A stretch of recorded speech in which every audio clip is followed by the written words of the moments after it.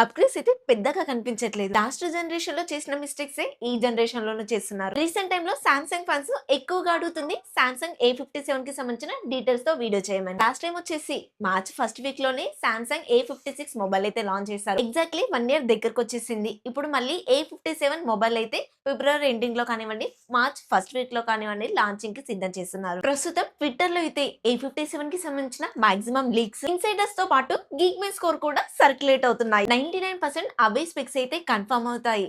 ఆ 1% ఏదైతే ఉందో డౌన్ రేట్ గానీ అప్డేట్ గానీ ఉంటాయి. ప్రైస్ వచ్చేసి యాజ్ ఇట్ ప్రైస్ లోనే తీసుకొస్తున్నారు. మారిందల్లా 1-2 ఫ్యూచర్స్ అయితే పెంచుతారు అంతే. Hi friends, welcome back to the channel. Samsung నుంచి బడ్జెట్ రేంజ్ లో ఏ సిరీస్ నుంచి నెక్స్ట్ రాబోతున్న మొబైల్ A57. ఈ మొబైల్ కి సంబంధించిన అన్ని డీటెయిల్స్ అయితే బయటకు వచ్చేసాయి. ఇప్పుడు రావాల్సిందల్లా only launch date, official price మాత్రమే. అన్అఫీషియల్ ప్రైస్ మాత్రం లాస్ట్ టైం A56 ఏ ప్రైస్ కి తీసుకొచ్చారో A57 కూడా దాదాపు అదే ప్రైస్ లో తీసుకొస్తారు. అసలు ఈ మొబైల్ మీద ఎక్కువ ఎక్స్పెక్టేషన్స్ పెట్టుకోవచ్చా? అప్గ్రేడ్స్ ఏమున్నాయి, డౌన్ గ్రేడ్స్ ఉన్నాయి, అన్ని డీటెయిల్ గా మాట్లాడుకుందాం. ఫస్ట్ ఇనిషియల్ గా నాకు ఒక బ్లండర్ అనిపించింది. ఇదేలాగో ఆఫ్లైన్ సెంట్రిక్ మొబైల్ కాబట్టి ఎగ్జినోస్ ప్రాసెసర్ అయితే వాడతారు. వీళ్ళ ఏ సిరీస్ లో ఎప్పుడు కూడా స్నాప్డ్రాగన్ ప్రాసెసర్లు అయితే వాడరు. వీళ్ళ సేల్స్ అంతా కూడా బ్రాండ్ ఇమేజ్, ఏ ఫీచర్స్ ని బట్టి మాత్రమే ఉంటుంది. వీళ్ళ మొబైల్లో ప్లస్ ఏంటి అంటే డిజైన్ ఫ్లాగ్షిప్ ఫీల్ అయితే కలుగుతుంది. అండ్ బిల్డ్ క్వాలిటీ కూడా చాలా బాగుంటుంది. బిల్డ్ క్వాలిటీ చూసుకున్నట్లయితే ఫ్రంట్ వచ్చేసి కంప్లీట్ గా flat display, gorilla glass with touch glass protection తో వస్తుంది. బ్యాక్ సైడ్ కూడా గ్లాస్ వేస్తున్నారు. బిగ్ టచ్ గ్లాస్ అయితే వాడుతున్నారు. చుట్టూ ఫ్రేమ్ అంతా కూడా అల్యూమినియం అయితే ఉంటుంది. బ్యాక్ సైడ్ కెమెరా డిజైన్ ఏదైతే ఉందో నేను రీసెంట్ గా Z Fold 7 లో చూసినట్టుగా అనిపించింది. IP67 వాటర్ రేటింగ్ తో వస్తుంది. మీకు స్టార్టింగ్ లో చెప్పాను కదా, ఒక 1% డౌన్ గ్రేడ్ గానీ అప్గ్రేడ్ గానీ జరుగుతుండొచ్చు అని. ఇది 67 నుంచి 68 కానీ 69 కానీ తీసుకొస్తే అప్గ్రేడ్ జరిగిందని అనుకోవచ్చు. ఈ మొబైల్లో హైలైట్ గా చెప్పుకోవాల్సింది ఏదైనా ఉంది అంటే 6.9 mm థిక్నెస్ మాత్రమే ఉంటుంది. చాలా స్లిమ్ కి అయితే తీసుకెళ్లిపోయారు. అలాగే 182 గ్రామ్స్ వెయిట్ మాత్రమే ఉంటుంది. ఆబ్వియస్లీ బ్యాటరీని అయితే తక్కువ కెపాసిటీలోనే తీసుకొస్తారు. In display finger print censor ఉంటుంది. NFC అయితే వీళ్ళ మొబైల్లో తప్పకుండా ఇస్తారు. డ్యూయల్ స్పీకర్స్ కూడా ఉంటాయి. డిజైన్ పరంగా చిన్న చేంజ్ అయితే కనిపిస్తుంది. మేజర్ గా అయితే స్లిమ్ గా మారిందనొచ్చు. సామ్సంగ్ లో మొబైల్ స్లిమ్ గా వస్తే చాలా బాగుంటుందండి. నాకైతే పర్సనల్ గా సామ్సంగ్ A5 చాలా బాగా నచ్చింది. ఇంతకీ సామ్సంగ్ లో మీకే మొబైల్ నచ్చిందో కమెంట్ లో చెప్పండి. కొత్త వాళ్ళు మన ఛానల్లోకి వస్తే ప్లీజ్ సబ్స్క్రైబ్ చేసుకోండి. మీరు సపోర్ట్ చేస్తే ఇలాంటి జెన్యూన్ అండ్ క్వాలిటీ కంటెంట్ ప్రతిరోజు మీ ముందుకు తీసుకొస్తూనే ఉంటాను. ఈ వీడియో ఎక్కడొక దగ్గర మీకు నచ్చే ఉంటుంది. నచ్చితే డెఫినెట్ గా లైక్ చేయండి. హై పాయింట్స్ ఉంటాయి, ఇవ్వడం మాత్రం అస్సలు మర్చిపోద్దు. కొత్త వాళ్ళకి మన ఛానల్ ని ప్రమోట్ చేస్తుంది. 20K సబ్స్క్రైబర్స్ కి చాలా దగ్గరలో ఉన్నాము. సబ్స్క్రైబ్ చేయకుండా చూస్తే మాత్రం తొందరగా సబ్స్క్రైబ్ చేసేసేయండి. 6.6 ఇంచెస్ కి సంబంధించిన full HD plus super AMOLED infinity ఓ HDR డిస్ప్లే అయితే వాడుతున్నారు. ఎప్పటిలాగానే 120Hz రిఫ్రెష్ రేట్ అయితే సపోర్ట్ చేస్తుంది.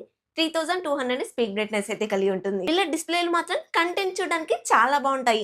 ఎందుకంటే నార్మల్ డిస్ప్లేల కన్నా వీళ్ళ డిస్ప్లేలో కలర్స్ అనేవి పంచిగా వస్తాయి. అందుకే వీళ్ళు సూపర్ ఆమోలెడ్ అని ట్యాగ్ అయితే పెట్టుకుంటారు. డిస్ప్లేలో కంప్లైంట్స్ ఏం లేవు అండ్ బిజల్స్ కూడా తక్కువగానే ఉంటాయి. ప్రాసెసర్ విషయంలోనే కొంచెం ఆలోచించాల్సి వస్తుంది. ఎందుకంటే సామ్సంగ్ వాళ్ళ సొంత ఎగ్జినోస్ 1680 ప్రాసెసర్ అయితే వాడుతున్నారు. 4 నానోమీటర్ మీద బిల్డ్ అవుతుంది. ఈ ర్యామ్ అండ్ రోమ్ కాన్ఫిగరేషన్ అయితే ఇంకా బయటికి రాలేదు. కాకపోతే గిగ్ బై స్కోర్ చూసినప్పుడు మాత్రం ప్రైస్ కి తగ్గ ప్రాసెసర్ ఇచ్చారని మాత్రం అనిపించలేదు. సింగిల్ కోర్ లో వచ్చేసి 1370 స్కోర్ చేయగలిగితే, మల్టీ కోర్ లో వచ్చేసి 4445 స్కోర్ అయితే చేయగలిగింది. ఈ బడ్జెట్ లో ఈ స్కోర్ అయితే అట్టర్ ఫ్లాప్ అనే చెప్తాను. ఎందుకంటే ఈ మొబైల్ ఎంత లేదన్నా 40,000 పెడతారు. 40,000 రూపీస్ బడ్జెట్ లో iQOO 15R లో చూసుకున్నట్లయితే స్నాప్డ్రాగన్ 8 Gen 5 ప్రాసెసర్ ఇస్తున్నారు. ఎంత లేదన్నా ఒక 8,000 వరకు స్కోర్ అయితే చేయగలుగుతుంది. సో ఈ ప్రైస్ లో వీళ్ళిచ్చే పర్ఫార్మెన్స్ హాఫ్ అని చెప్పాలి. ఏ ఫీచర్స్ అంటారా, మీకు ప్రపంచంలో లేని ఏ ఫీచర్స్ అన్ని వీళ్ళ మొబైల్స్ లో కనిపిస్తుంటాయి. Android 16 తోనే వస్తుంది. అప్డేట్స్ కి మాత్రం వీళ్ళు కొత్తవేం చేయలేదండి. 7 years major updates, 7 years security updates ఇస్తామని ప్రామిస్ చేస్తున్నారు. కానీ నాకే ఒక డౌట్ వచ్చింది. 7 ఇయర్స్ వరకు ఒక మొబైల్ ని ఎవరు వాడతారా అని చెప్పేసి.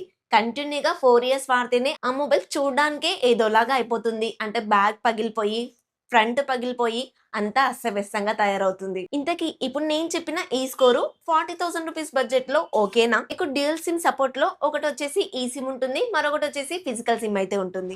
కెమెరాస్ విషయంలో ఎలాంటి చేంజ్ అయితే కనిపించలేదు. అదే main camera 50MP, secondary camera 12MP, 5MP అయితే ఇస్తారు. ఫ్రంట్ కూడా 12MP ఉంటుంది. అండ్ సెన్సార్స్ నేమ్ అయితే బయటికి రావు. ఎందుకంటే సామ్సంగ్ వాళ్ళ సొంత సెన్సార్స్ వాడతారు. మామూలుగా ఏ మొబైల్స్ లో అయినా సోనీ సెన్సార్స్ వాడితే గొప్పగా చెప్పుకుంటారు. కానీ సామ్సంగ్ వాళ్ళ సెన్సార్స్ వాడితే ఎందుకు ఇలా గొప్పగా చెప్పుకోరో అర్థం కాలేదు. మరి కెమెరా పర్ఫార్మెన్స్ బాగోదా అంటే బాగానే ఉంటుంది. ఎందుకు బాగోదండి? వీళ్ళ డిస్ప్లే తోటి వీళ్ళ మొబైల్స్ లో చూసినప్పుడు బాగానే ఉంటుంది. నాకు ఒక బ్లండర్ అనిపించింది ఏంటంటే, ఇంత ప్రైస్ పెడుతున్నప్పుడు 12 ఎంపీ అల్ట్రా వైడ్ ఇస్తున్నారు, 5 ఎంపీ మ్యాక్రో కూడా ఇస్తున్నారు, కానీ టెలిఫోటో లెన్సే మిస్ అవుతుంది. ఈ మ్యాక్రో కెమెరా తీసేసి టెలిఫోటో లెన్స్ ఇచ్చుంటే ఇదే టెలిఫోటో లెన్స్ గా వర్క్ అవుతుంది అండ్ మ్యాక్రోగా కూడా వర్క్ అవుతుంది కదా. వీళ్ళు ఎప్పటికీ ఏ సిరీస్ లో టెలిఫోటో లెన్స్ కెమెరా తీసుకొస్తారో చూడాలి. ఫ్రంట్ అండ్ బ్యాక్ నుంచి కూడా 4K 30 fps లో మాక్సిమం వీడియో రికార్డింగ్ కూడా చేసుకోవచ్చు. HDR సపోర్ట్ కూడా ఉంటుంది కాబట్టి మీకు మంచి వైబ్రెంట్ వీడియోస్ అయితే వస్తాయి. ఈసారి మొబైల్ స్లిమ్ గా ఉన్నప్పటికీ కూడా 5000 mAh బ్యాటరీ అయితే ఇస్తున్నారు. 45 వాట్ ఫాస్ట్ చార్జర్ సపోర్ట్ చేస్తుంది.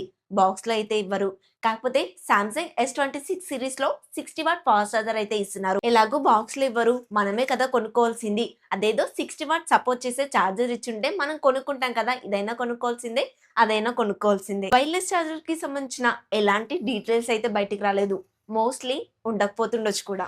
లీక్స్ ప్రకారంగా అయితే ఈ మొబైల్ ప్రైస్ 40,000 నుంచి స్టార్ట్ అవుతుంది. సామ్సంగ్ ఫ్యాన్స్, సామ్సంగ్ మొబైల్స్ ని ఇష్టపడే వాళ్ళు ఖచ్చితంగా ఈ ప్రైస్ ని యాక్సెప్ట్ చేస్తారు అండ్ ఈ మొబైల్ ని కూడా తీసుకుంటారు. ఎవరైతే ఆన్లైన్ యూజర్స్ ఉంటారో వాళ్ళకి ఈ స్పెక్స్ అయితే అస్సలు నచ్చవు. ఈ వీడియో ఓన్లీ సామ్సంగ్ ఫ్యాన్స్ కోసం మాత్రమే అండి. సామ్సంగ్ ఫోన్స్ ఏ నాకు నచ్చవు అనుకునే వాళ్ళు ఈ వీడియో ఇంతటితో స్కిప్ చేసి వెళ్ళిపోండి. కంప్లీట్ గా ఈ మొబైల్ కి సంబంధించిన స్పెక్స్ అన్ని స్క్రీన్ పైన ఇస్తున్నాను, ఒక్కసారి చూసేసేయండి. ఈ మొబైల్ పైన నా ఒపీనియన్ విషయానికి వస్తే ఈ మొబైల్ లో చిన్న చిన్న ఇంప్రూవ్మెంట్స్ అయితే కనిపిస్తున్నాయి. Except cameras and battery. Processor విషయంలో చిన్న అప్గ్రేడ్ జరిగింది, కానీ ఈ బడ్జెట్ లో ఈ ప్రాసెసర్ నేనైతే అస్సలు యాక్సెప్ట్ చేయను. ఈ మొబైల్ యొక్క స్పెక్స్ అన్ని విన్నారు కదా, ఆ ఒపీనియన్ కాసేపు పక్కన పెట్టేద్దాం. ఇంతకీ ఈ మొబైల్ పైన మీ ఒపీనియన్ ఏంటో కామెంట్ లో చెప్పండి. ఇది వాళ్ళకి మన వీడియో ఫ్రెండ్స్. ఈ వీడియో అయితే మీకు నచ్చిందని అనుకుంటున్నాను. ఈ జెన్యూన్ అండ్ క్వాలిటీ కంటెంట్ మీకు నచ్చితే లైక్ చేయండి, మీ ఫ్రెండ్స్ అండ్ ఫ్యామిలీ మెంబర్స్ కూడా షేర్ చేయండి. నెక్స్ట్ ఇంకొక కొత్త ఇన్ఫర్మేటివ్ వీడియోతో మీ ముందుకు వస్తాను. Until then bye by.